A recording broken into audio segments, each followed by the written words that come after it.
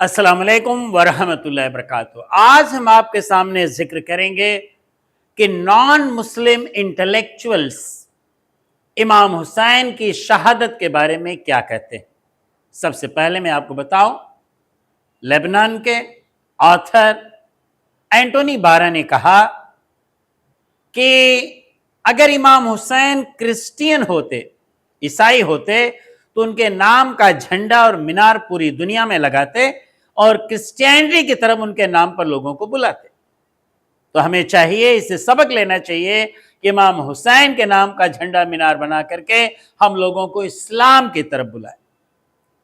Nelson Mandela, जो south Africa के ex president, राष्ट्रपति, उन्होंने कहा, जब जेल में 20 साल हमारे गुजर गए तो मैंने समझा कि गवर्नमेंट की, सरकार की जो शर्तें हैं, उन शराइत को मैं कबूल कर लूं, लेकिन इमाम हुसैन की शहादत, करबला की सरजमीन याद आई। उसने मुझे ताकत दी कि इंसाफ और आजादी के लिए मैं कैसे खड़ा रहूं। महात्मा गांधी जी ने कहा, जो फादर ऑफ नेशन है, उन्होंने कहा कि इमाम हुसैन की शहादत ये सबक देती है कि कम तादाद होने के बावजूद किस तरह से हक और बातिल के बीच में लड़ाई को आपने लड़ा। और आगे उन्होंने कहा, अगर हमारे पास इमाम हुसैन जैसे 72 सिपाही होते तो मैं भारत को 24 घंटे के अंदर आजादी दिला देता। उसके बाद डॉक्टर राजेंद्र प्रसाद, जो भारत के पहले राष्ट्रपति, उन्होंने कहा, इमाम हुसैन की शहादत जो है तमाम इंसानियत के लिए, तमाम मानवता के लिए विजय का प्रतीक है, एक सबक है कि हम कैसे सबक हासिल करें जब इंसाफ, हक और बातिल की बात आए। उसके बाद मैं आपको बताऊं, सरोजिनी नायडू ने कहा कि इमाम हुसैन की शहादत के 1300 साल गुजर चुके हैं, लेकिन उनकी याद हिंदू, मुस्लिम, सिख, ईसाई हर मजहब के लोग मानते हैं। आगे उन्होंने कहा कि मैं बधाई देती हूं मुसलमानों को कि उनके बीच एक ऐसा शख्स है जिसे सब जाति धर्म के लोग एक सा मानते हैं। उन्होंने कहा कि हमारे पास ऐसे शब्द नहीं जो उनकी तारीफ में हम लिख सके। Doctor Radhakrishnan, ex president of India, उन्होंने कहा कि इमाम हुसैन की शहादत जो है ये प्रतीक है, विजय का प्रतीक है, और हमें ये बता रही है कि हमें किस तरह से सच और झूठ के बीच में इम्तियाज करने के लिए हमें जो है अपनी कुर्बानी देनी चाहिए। डॉक्टर रविन्द्रनाथ टैगोर, जो नोबेल प्राइज विजेता, जिन्हें 1913 में नोबेल प्राइज मिला गीतांजलि के लिए, उनका कहना है कि इमाम हुसैन की शहादत ऐसी शहादत है कि इससे मालूम पड़ता है कि जहां सच और झूठ की बात आए, वहां पर यह जरूरी नहीं कि लड़ने के लिए आर्मी हो या हथियार हो। सच और झूठ के बीच की लड़ाई, इंसाफ और सच के लिए वेपन और आर्मी की ही जरूरत नहीं, इंसान की कुर्बानी भी दी जा सकती है। वो Imam Hussain, peace be upon him, ने करबला की सरजमीन पर वो कुर्बानी देकर के सिद्ध कर दिया कि सच और झूठ के बीच में इम्तियाज रखने के लिए, और यूं समझिए सच और न्याय के लिए कुर्बानी देकर के भी जीत हासिल की जा सकती है। मैं आपको आगे बताऊं, बैरम जीजी भाई, जो column writer, times of India, Mumbai, उन्होंने कहा कि इमाम हुसैन की शहादत ये दर्शाती है कि वो, उनके चाहने वाले एक अल्लाह में अटूट विश्वास रखते थे।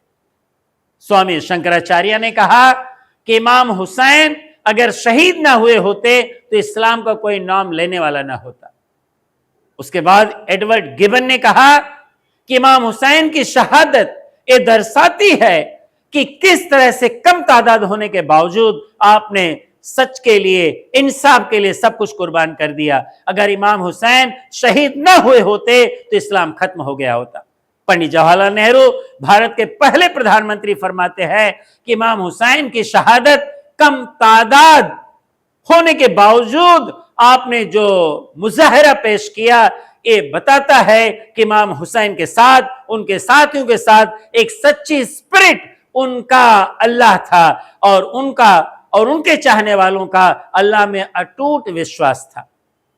तो मैं आपको बताऊं, इमाम हुसैन की शहादत ये वो शहादत है जिसके बारे में मौलाना मोहम्मद अली जौहर फरमाते हैं कि जो आशूरा 10वीं मुहर्रम है वो डेमोक्रेसी का रिवाइवल डे है इस्लाम में, यानी प्रजातंत्र को बहाली का दिन है। यानी आशूरा की रात गुजार करके आशूरा का दिन इमाम हुसैन ने जो अपनी कुर्बानी दी है, उससे साबित होता है कि इमाम हुसैन ने हक और बातिल के बीच की लड़ाई की।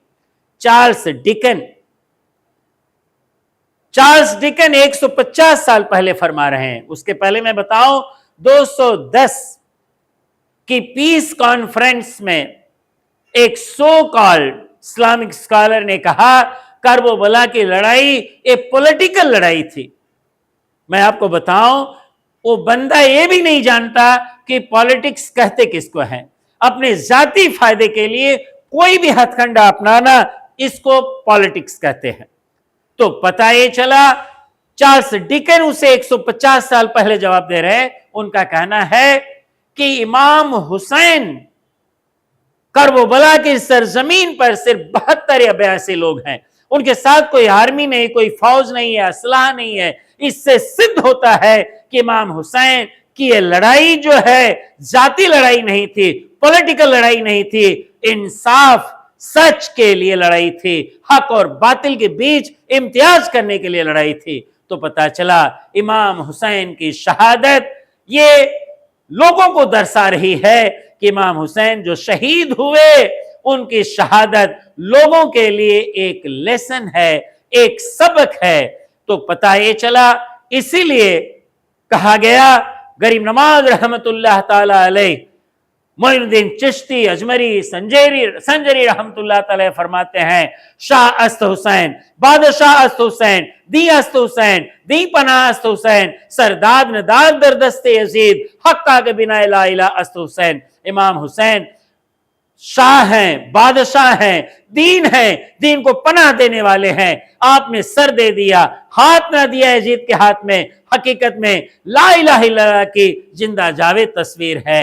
इसीलिए तो थॉमस कार्लिल ने कहा था, इमाम हुसैन की शहादत ये सब के लिए एक लेसन है, एक सबक है। अस्सलाम वालेकुम व रहमतुल्लाहि व बरकातहू।